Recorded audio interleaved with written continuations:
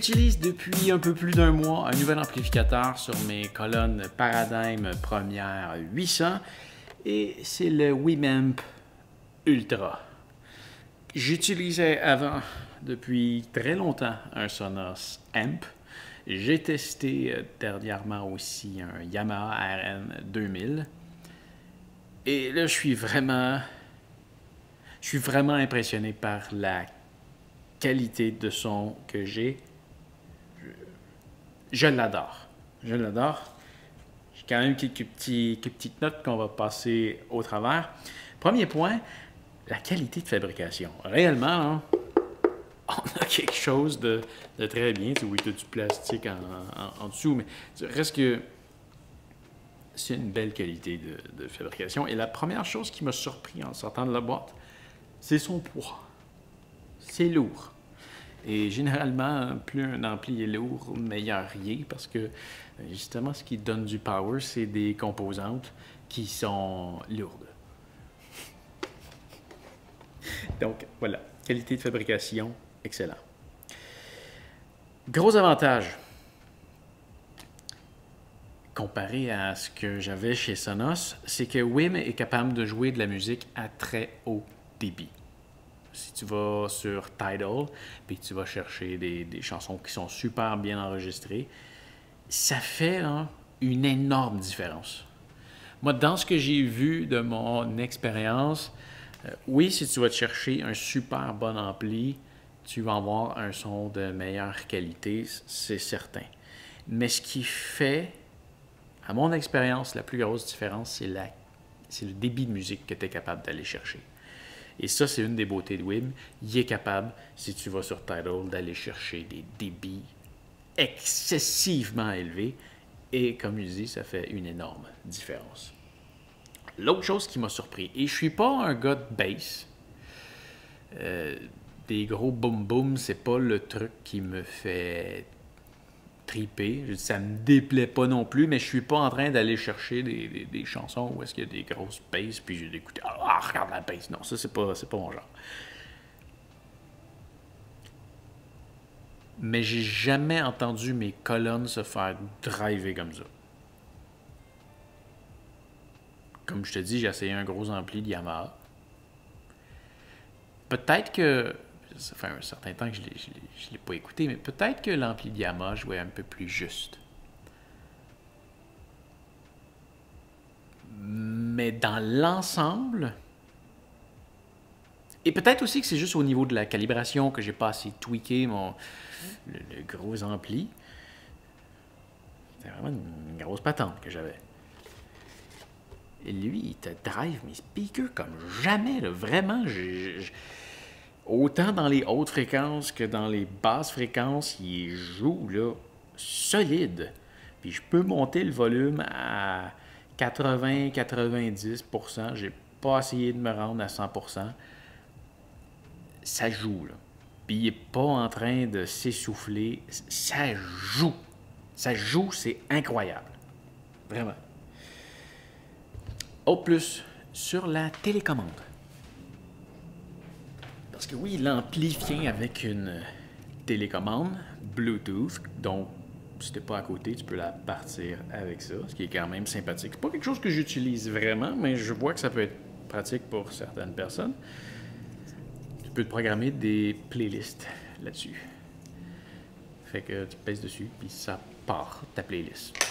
Tout simplement. Tu as ton contrôle de volume et tout. Ça, c'est génial. Bon, point négatif, je pense que tant qu'à avoir des playlists comme ça, il aurait pu pousser la note un peu plus loin, dans le sens que j'aurais aimé pouvoir réellement programmer ma playlist pour que ce soit, bon, cette playlist-là, en shuffle. Je pense que le shuffle ou pas, il prend sur le dernier mode qui était le volume. Et j'aurais aimé ça aussi que maintenant, ils ont des haut-parleurs multipièces, ou juste si tu veux le combiner avec d'autres amplis, j'aurais aimé ça que le preset vienne avec le fait que je veux que ce soit ce groupe de haut-parleurs-là qui joue, et non seulement celui-là, et que là, je doive. C'est un peu poche dans le sens que je pars une playlist, par un preset, puis que ça va juste jouer ici. J'aimerais ça que ça joue partout. Ça, c'est pas possible encore.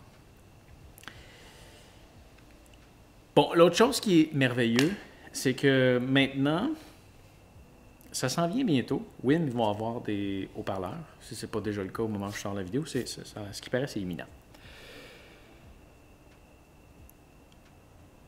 Mais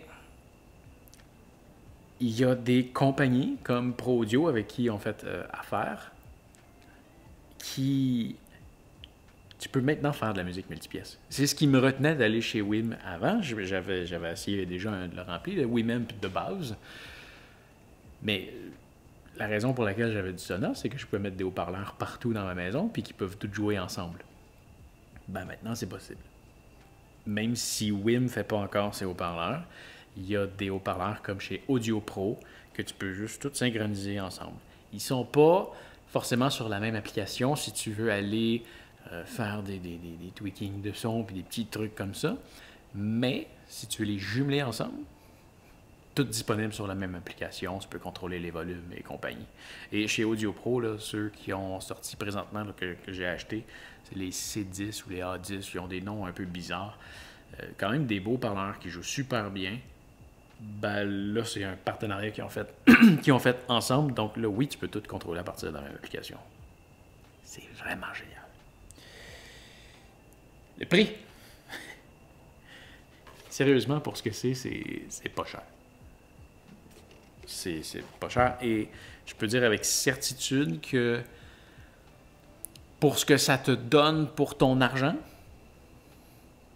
c'est ce qui est le moins cher par dollar, dans le fond.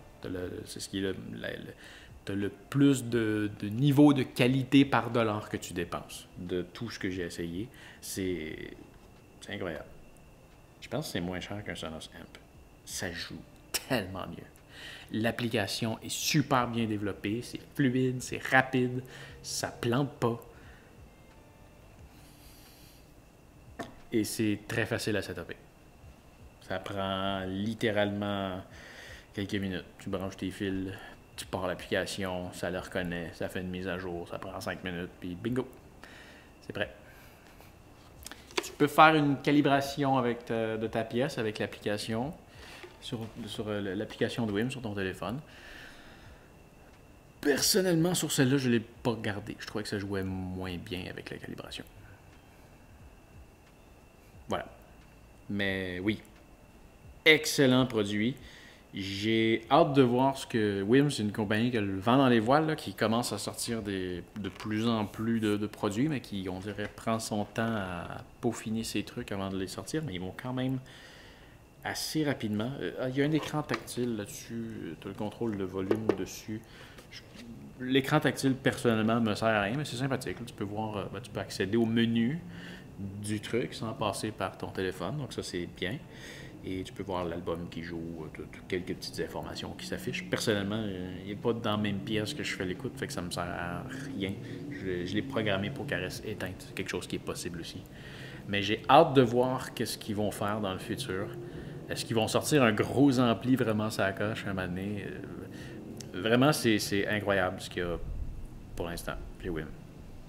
J'adore. Donc voilà, c'était ma critique rapide du WIMAMP Ultra que je recommande fortement si tu as des colonnes à faire jouer. Si tu étais dans le monde de Sonos et que tu veux faire un changement, je te le recommande fortement. Donc voilà, j'espère que ça va t'avoir aidé. Fais attention à toi et on se revoit bientôt. Salut! J'allais oublier. Si jamais tu veux commander le produit, il y a des liens dans la description que tu peux passer pour commander. Voilà. Salut!